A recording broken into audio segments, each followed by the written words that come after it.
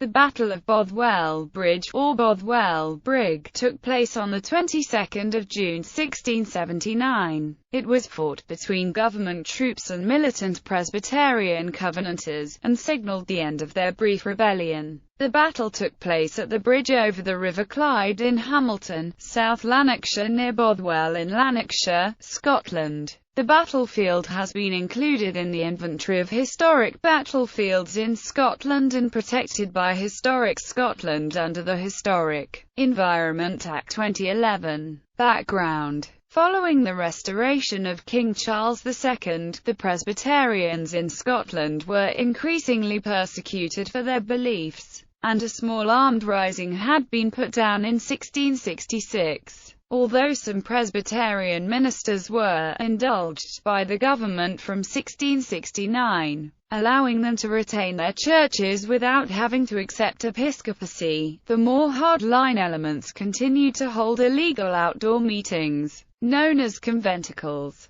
These were often broken up by squads of government dragoons, including those led by John Graham of Claverhouse. On 1 June 1679, Claverhouse had encountered such a gathering near Loudon Hill, but his troops were routed by armed Covenanters at the Battle of Drumclog, and he was forced to flee to Glasgow. Following this initial success, the Covenanters spent the next few weeks building their strength, as did the government. Charles's son James, Duke of Monmouth, was sent north to take command, and the militia were raised. The Covenanters had established their camp on the south bank of the Clyde, north of Hamilton. The rebels numbered around 6,000 men, but were poorly disciplined and deeply divided by religious disagreements. They had few competent commanders, being nominally led by Robert Hamilton of Preston, although his rigid stance against the indulged ministers only encouraged division. The preacher Donald Cargill and William Cleland, the victor of Drumclog, were present,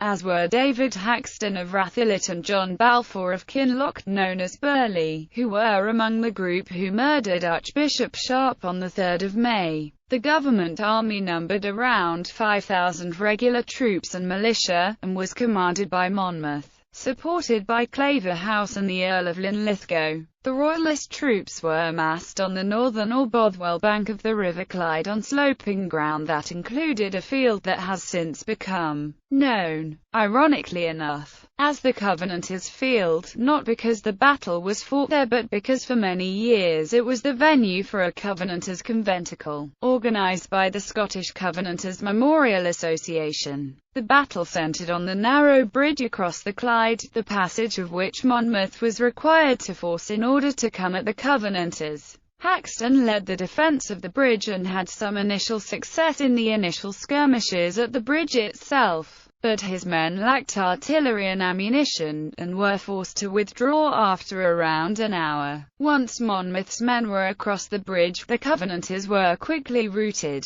Many fled into the parks of nearby Hamilton Palace, seat of Duchess Anne, who was sympathetic to the Presbyterian cause, and it was in this area that the final engagements took place. The numbers of Covenanters who were killed varies widely, with estimates ranging from 7 to 700 according to the Scottish battle scars at here. Around 1,200 were taken prisoner. Aftermath: the prisoners were taken to Edinburgh and held on land beside Greyfriars Kirkyard, an area now known as the Covenanters' Prison. Many remained there for several months, until the last of them were transported to the colonies in November. All those who had taken part on the Covenanter side of the battle were declared rebels and traitors, and the repression during this period has become known as the Killing Time in Covenanter histories. A corps of hardline rebels remained in arms, and became known as the Cameronians after Richard Cameron, their leader. Cameron was killed in a skirmish at Exmouth the next year, but his followers were eventually pardoned on the accession of King William III in 1689. Memorials: the battle is a central event in Sir Walter Scott's 1816 novel, Old Mortality. Scott fictionalizes the battle and the events leading up to it, introducing real people who were not actually present, such as General Tam Dalyell, as well as his own fictional characters.